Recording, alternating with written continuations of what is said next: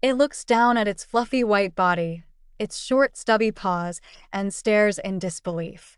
The only small mercy is that its body feels much lighter, though a slight fever remains.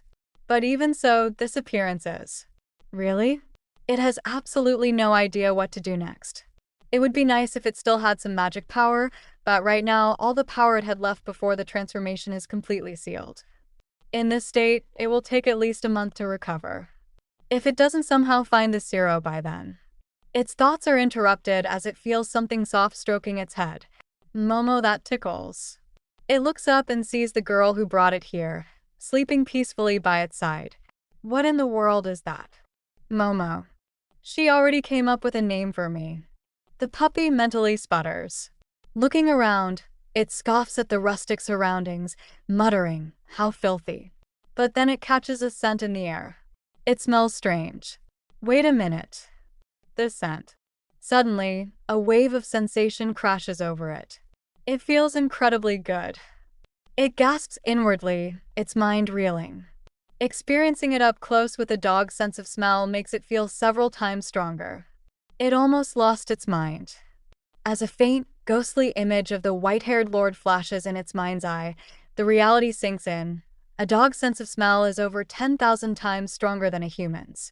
The white-haired lord's spirit, trapped inside the small puppy's body, forces itself to snap back to reality.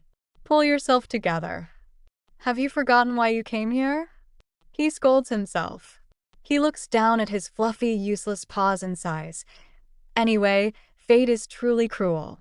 He observes the sleeping girl beside him, the one who took him in. The irony is not lost on him, to think that the person who took me in after I turned into a puppy would be my fated Zero.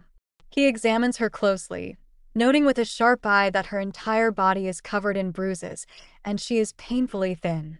Her injuries are severe. He even admits he would have mistaken her for a corpse if she hadn't made a sound. Yet, despite all of that, he is puzzled. Why does she look so happy in her sleep? He doesn't get it, and he doesn't want to know. His resolve hardens as he darkly reminds himself, I don't care about the circumstances of the woman I have to kill with my own hands. Just then, the girl stirs, letting out a sleepy groan. She sits up, lifting the puppy into the air. Momo? She murmurs. Panic seizes him. Crap, I need to get back in place quickly. But before he can move, she pulls him into a warm, tight hug, her face beaming with relief. I'm glad you're feeling better. So warm when I first held you, you were as cold as ice. I thought you were going to melt away. I'm so relieved. You have no idea how worried I was that something bad would happen to you. She settles back down, cuddling the puppy against her chest. Let's sleep like this a little longer until morning, Momo. Oh. Hold you warmly. Trapped in her embrace, the white-haired lord's mind falters. He stares at her peaceful face, his murderous intent wavering. That I guess I can't do it right now. Morning arrives. Lily wakes up cheerfully, her bright voice filling the cottage. Good morning. Did you sleep well, Momo? She sets the puppy down on the floor, noting his stiff, awkward posture. You seem to be sitting in a somewhat weird posture, but I'm glad you look healthier anyway. Right, Momo. She babbles happily, calling his name over and over. He can't take it anymore. Stop calling me by that name. He barks out loud, startling her. A stream of aggressive barks follows from his tiny fluffy body, but instead of being scared, Lily tilts her head, understanding. You must be hungry, you're barking a lot. Well, it makes sense you'd be hungry after being unconscious for so long. I got it, Momo. Wait just a bit. I'll make you a delicious meal. Just then, a voice calls from outside. Lily, are you home? It's Baylor, arriving early with a wooden crate in his arms. Lily opens the door, surprised. Baylor? Why are you here so early? Baylor smiles, explaining he was curious about how the puppy was doing and brought something along. He reveals its feed for the young animals on the farm, telling her she can feed it to the puppy. Lily's face lights up as she accepts the crate from Baylor. Really? Thank you. I was just wondering what to feed him. She happily pours the dry feed into a bowl. Placing it on the floor, she beams at the puppy. Here, Momo, let's eat a delicious meal. The puppy glares at the bowl of brown pellets with utter disdain. Dog food right now. You want me to eat this? He thinks in disbelief. In a flash of white fur, the puppy lunges forward and sinks his teeth into Baylor's ankle. Baylor yelps and stumbles backward, shouting, Lily. He bit me. Lily quickly scoops up the fluffy troublemaker, scolding him, Momo. You're not supposed to eat that. Bad boy. Later that evening, as the sun sets over the snowy cottage, Lily tries a different approach. She stirs a pot over an open fire, muttering to herself, I guess the feed didn't suit his taste. Maybe he'll eat it if it's warm and soft. The puppy watches her from a few feet away, confused. What is she doing? Is she preparing dinner? Mealtime should have passed a long time ago. Lily notices him approaching and smiles warmly. Momo? Did you smell it and come over because you're hungry? It's almost done. Just wait a little, I'll give it to you right away. She reaches down to grab the handle, but as she tries to pull the pot away, her hand slips. With a cry of hot water splashes everywhere. She falls back, gasping ouch. Panic sets in immediately. Oops. I'm sorry, Momo. Are you hurt? I made a mistake. She drops to her knees, frantically brushing the stray droplets off the floor, relieved to see the puppy is unharmed. Thank goodness you're not hurt. I'll clean this up quickly and get your food ready, so please wait a moment. The puppy sits frozen, watching her movements intently. His internal monologue shifts. The water that spilled from the pot wasn't close enough to reach me in the first place. She should know just by looking at where the water spilled. There was no reason to worry about me, even though her own hand got burned that badly. He looks at her reddened skin on the floor. Did she really worry about me before herself? Tell me, why did you do that? Without waiting for an answer, he walks over and gently licks her injured hand. She looks down in surprise, then her expression softens. Momo, are you worried about me? I'm fine, I'm used to things like this. She reaches out and lovingly scratches behind his ears. As the tender moment settles, a haunting memory surfaces within the Lord's mind. A faint, ethereal vision of a past scene. A young boy with white hair sitting in the snow, and a gentle woman kneeling beside him. Her voice echoes softly, Raises. My lovely Raises. Mommy loves you very much. The memory fades, bringing him back to the present. Lily is beaming at him, her voice ringing with pure warmth. And above all, I'm glad you're safe. A single tear glistens at the corner of his eye as he stares at her, his heart stirring. Momo. Lily places the warm bowl of shredded meat in front of the puppy, beaming. They're all done. Go on, try it. It'll taste much better than kibble. The white puppy, still harboring the mind of the white-haired lord, hesitates for only a moment before lowering his head and taking a small bite. Lily's face instantly lights up. He's eating. Momo is eating. She exclaims, clapping her hands together. I was so worried this wouldn't suit your taste either. So the kibble really wasn't to your liking, huh? She gently scratches behind his ears as he eats, her voice sweet. Oh, look at you go, good boy, I'll boil some for you every day from now on. As the puppy chews, his internal resolve hardens. This is only until I recover my mana. Until then, whether it's playing pet for this woman or whatever else, I'll play along as much as she wants.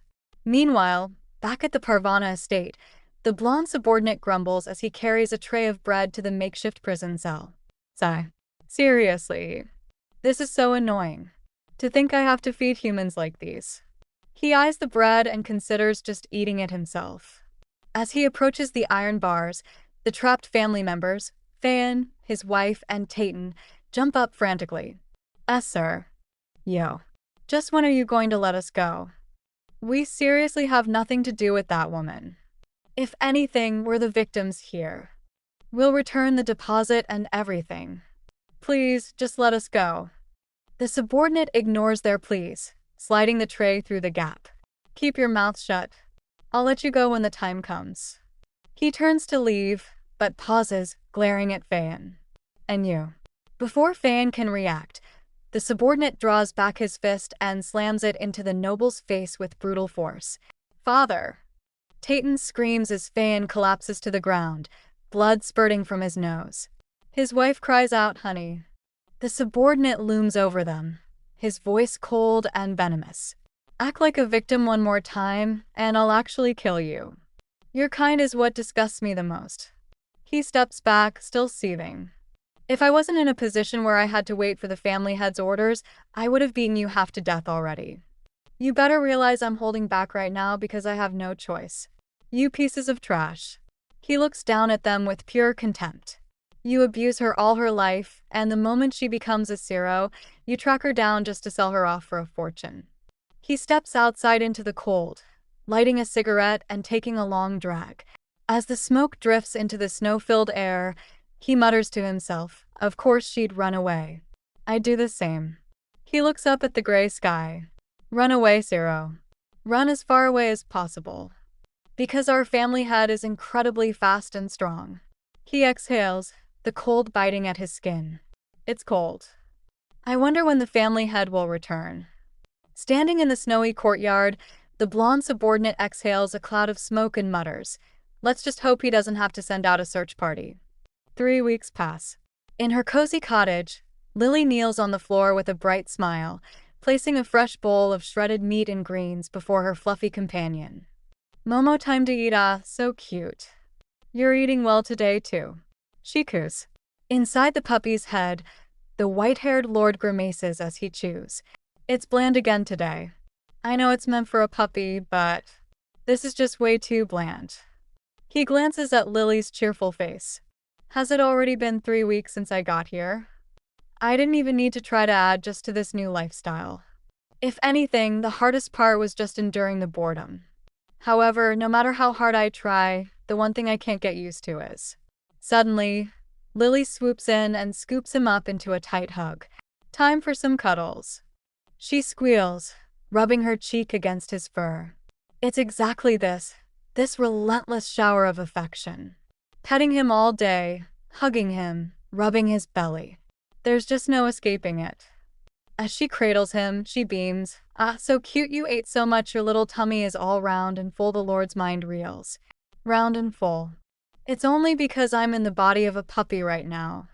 And I only went along with it because I have to recover my mana." He squirms in her grip. "Let me go, unhand me. I don't have time to be fooling around with you." Lily misinterprets his struggle and loosens her hold, smiling gently. "Were you feeling stuffy? I'm sorry, I'll let you go get some rest then, Momo. I'll call you again when it's time to eat later." She moves to a chair and begins knitting. The Lord watches her from the floor, confused. What a strange woman. What makes her so happy? She sews and wears the same worn-out clothes every day and only eats terrible food. Even when I first saw her, she looked so gaunt I actually mistook her for a corpse. Despite all that, this woman always has a happy expression on her face, almost as if she's simply overjoyed by the very fact that she's alive. A heavy realization settles over him. If things keep going like this, I really might end up unable to kill her. Just then, Lily calls out cheerfully, "Momo, look at this. Guess what Mommy made?"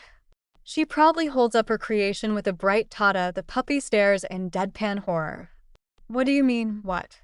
It's obviously a pink sock with holes all over it. But before he can process it, she grins mischievously. "That's right. It's an outfit for you, Momo. Let's try it on." The puppy recoils in panic. "Don't tell me." "Surely not. What kind of clothes are these? And what is wrong with this color? Besides, dogs have fur, so we don't even need to wear clothes." She gently coaxes him. "It's okay, Momo, it's nothing bad. It's just because it's cold, so let's put it on, okay?" With an unspoken struggle, she manages to slip the pink garment over his head. He sits there, wearing the tiny pink outfit, his expression one of absolute fury. "There we go, ah, so pretty." She claps her hands. He lets out a furious stream of barks. Arf, arf, arf. His inner thoughts scream, "What's pretty about this? I want to rip it off right this second." But Lily just smiles wider, tilting her head. "You look so pretty, my Momo." As Lily pulls him in for a warm embrace, the white-haired lord's inner fury burns hotter than ever. "Just you wait." The moment I get my mana back, I'll definitely make you pay for this humiliation. But before he can finish his internal vow, she presses her lips gently against the top of his head. The sudden affection makes him freeze completely. Her voice rings out soft and genuine. I love you, Momo. The puppy's mind goes completely blank. This is my first kiss. He stands there, utterly stunned, his paw instinctively reaching up to touch the spot where she kissed him. As night falls over the snowy cottage, a brilliant, golden light suddenly erupts from the basket where the puppy is sleeping. The bright energy swirls around the white, fluffy body, radiating an intense warmth. Inside the magical glow, something shifts, and when the light finally subsides, the small dog is gone. Standing in its place is a pair of feet clad in dark boots. A deep, familiar voice speaks quietly in the dim moonlight. I did not expect this at all. He looks down at his restored human form, his hair gleaming silver under the stars. A faint blush dusts his pale cheeks as he brings his hand to his chin, processing the unexpected turn of events. To think that to my destined Zero. He pauses, his voice dropping to a low, almost bewildered murmur. That I would actually lose my purity. He turns his gaze toward Lily, who is fast asleep in her bed. The memory of her warm kiss and her gentle confession, I love you, Momo, flashes through his mind. A heavy silence falls over the room. He reaches out, his fingers gently brushing against her cheek, stirring her from her sleep. She murmurs softly, Momo, without fully waking. The touch sends an electric shock through him. A surge of red mana crackles violently around his arm. His mind races. My mind is burning and my heart is racing. All because of this scent. Is my body resisting because this goes against fate? He grits his teeth, his hand trembling with lethal intent. Even so, I must kill her. If I do not kill her this very instant. But just as the red energy flares brighter, she stirs again, her golden eyes fluttering open. She gazes up at him sleepily, completely unafraid, and whispers, Momo? The name cuts through his rage like a blade. She smiles softly, her voice warm and trusting. Couldn't you sleep, Momo? She tilts her head up, leaning into his touch as if expecting a gentle pat. He hesitates, his expression softening despite himself. Finally, he lets out a quiet breath and speaks, his voice unusually tender. Go back to sleep. He gently strokes her hair, the sharp red mana dissolving into a warm glow. As she peacefully drifts back into slumber, he looks down at his own hand, a look of genuine shock on his face. I could not kill her. He turns away, clenching his fist. For the moment our eyes met, I could only think of that smile. He walks toward the window, pausing to look back at her sleeping form. I shall give up on killing you for now. A dark glint returns to his eye as he adds, but next time. He tightens his grip, the air growing heavy around him. As he makes his way through the room, something catches his foot, a small pink piece of fabric on the floor. He picks it up, recognizing it as the knitted outfit she forced him to wear. This is. He examines the clumsy stitches with a deadpan expression. Looking at it again, the handiwork is dreadful. Standing in the moonlit room, the white-haired lord gazes at the small pink garment in his hand. A faint, almost imperceptible smirk tugs at the corner of his mouth before he casually flicks it away.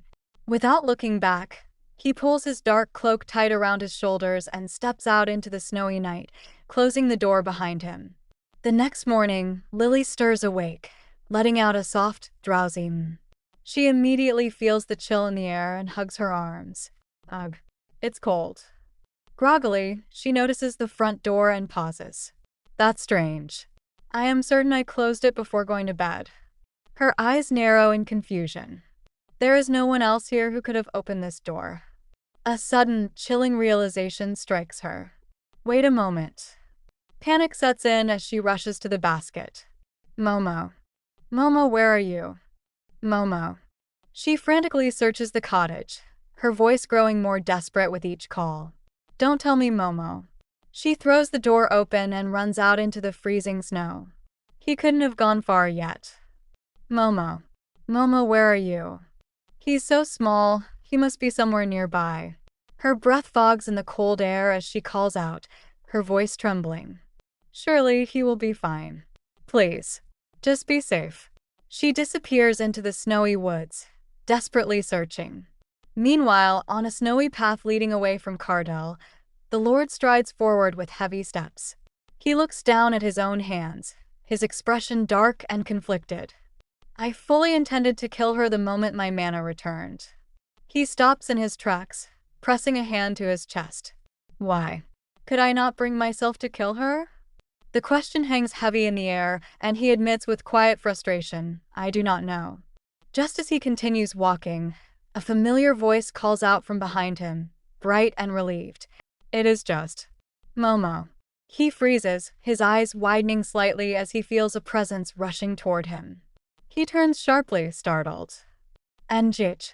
But before he can react, an image flashes in his mind, a painful, haunting memory of a young boy kneeling in the snow beside a lifeless woman, blood pooling beneath her, a dark silhouette standing over them. The memory fades as he stands on a snowy cliff, looking down at the path he just walked.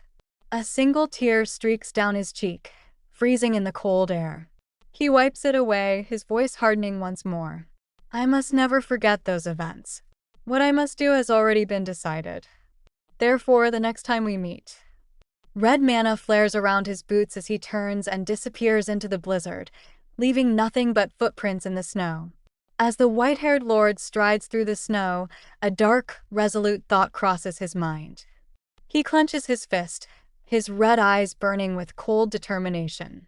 I will surely sever my ties with her by my own hands. If I do not, I will end up falling in love with her.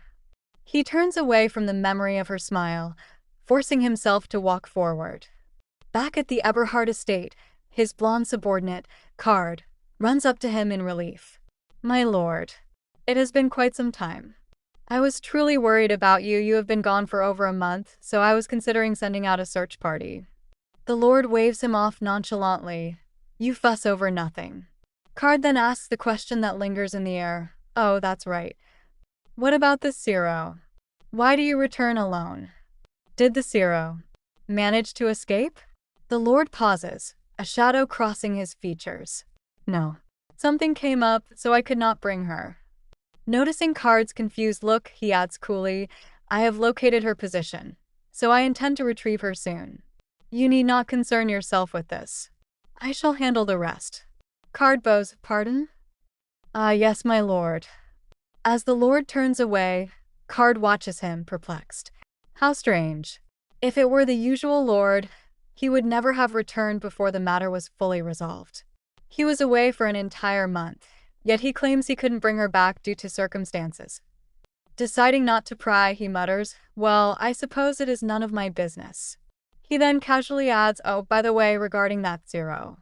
It appears she was severely abused by her family.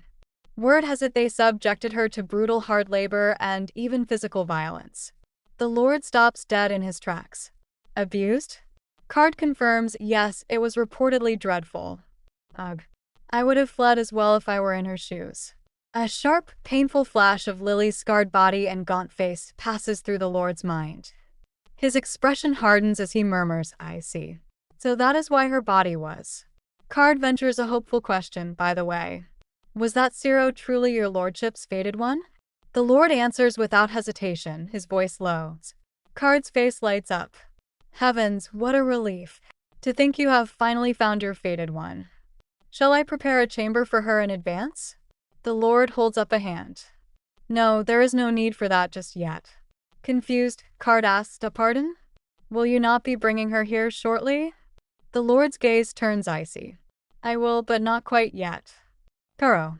He steps closer, his voice dropping to a sharp whisper. Do not breathe a single word about the Zero outside these walls. It is strictly forbidden, whether within the guild or inside Eberhardt. You understand my meaning, don't you? Card lowers his head nervously. Yes, my lord. The lord nods, satisfied. Good. Now then, let us return to the estate. Meanwhile, the hooded man reports the situation to the masked man. Is that so? The cartel, you say? The masked man looks displeased. How troublesome. It is rather tedious to interfere since this is a neutral zone. The hooded man then suggests another way to handle the situation. Sinkot. The masked man continues, explaining that if Court's pockets are lined with a little loose change, he will cause trouble all on his own. Then he gives Court his orders. Tell him to go and capture the Zero of Raises. His expression turns cold as he makes his intentions clear.